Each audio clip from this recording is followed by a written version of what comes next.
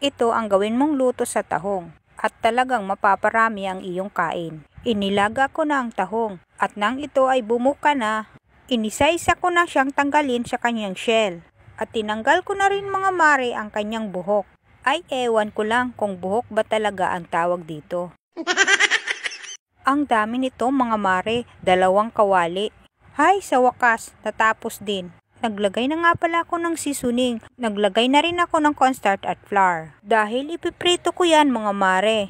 At hinalo-halo ko lang. Nagpainit na rin ako ng kawali.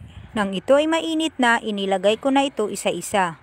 At ito na naman ang part na mapapaaray ka talaga dahil sa talsik ng mantika.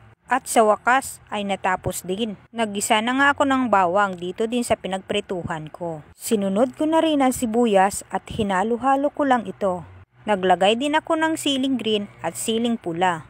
Isinunod ko na rin ang toyo, pati na rin ang oyster sauce. At ito na nga mga mare, hinalo-halo ko lang ito. Lalagyan ko rin ito ng 2 kutsarang ketchup.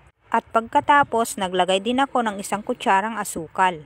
Hinalo-halo ko lang ito para magsama-sama ang mga inilagay kong pampalasa.